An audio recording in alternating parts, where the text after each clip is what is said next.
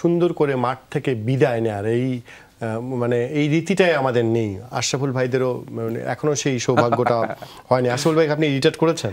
না, আওয়াজ দিয়ে রিটায়ার করা হয়নি, কিন্তু হ্যাঁ বাংলাদেশে খেলছি না লাস্ট সিজন। দিবেন নাকি এরকম প্ল্যান আছে? এইভাবে আসলে না, ইচ্ছা নাই আর কি যে খেলে আমি স্টিল নেক্সট ইয়ার ইংল্যান্ডে খেলার ইচ্ছা আছে। আমি মানে ইন্টারন্যাশনাল ক্রিকেট এরকম থেকে অবসর নেওয়া, এটা তো আসলে বলা হয়নি।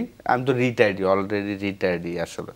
মানে আশরাফুল ন্যাশনাল টিমে আমরা অনেক সময় রিপোর্ট করে আশরাফুল ভাই ফিরতে চান, এটা করার না, এটা আমি আসলে লাস্ট সিজন থেকে আমি আর ফিরে আর কি ব্যাক করে ফেলেছি। যে আগে আমার খুব ইচ্ছা ছিল, কিন্তু লাস্ট সিজন যখন ওয়ার্ল্ড কাপে আমি যখন ফার্স্ট ক্লাস ক্রিকেট না খেলে আমি টি স্পোর্টসের হয়ে পুরো ওয়ার্ল্ড কাপ কভার করতে গেলাম, তখন থেকেই মনে হয়েছে যে না, খেলা বাংলাদেশের ক্রিকেট শেষ। মানে আশরাফুল ভাইয়ের লাল সবুজ জার্সিতে দেখা যাচ্ছে না, অন্য ভূমিকা নিশ্চয়ই দেখা যাবে। আপনাকে কি বোর্ডে থাকার জন্য আমন্ত্রণ জানানো হয়েছে? কখন কথা হয়েছিল, শুরুর দিকে কথা হয়েছিল, তারপর তো আসলে আমিও ইংল্যান্ডে খেলা নিয়ে ব্যস্ত ছিলাম। আমিও একবার চিন্তা করেছিলাম, কিন্তু আমি মনে করি যে আসলে আমি লেভেল 3 জাস্ট শেষ সার্টিফিকেটটা পেলাম, আমি কোচ হিসাবে কাজ করতে চাই। বিপিএল এ কোচ হচ্ছেন? এই বিপিএল ইচ্ছা আছে, কাজ করার ইচ্ছা আছে, যেহেতু আমি ক্রিকেটের সাথেই থাকতে চাই।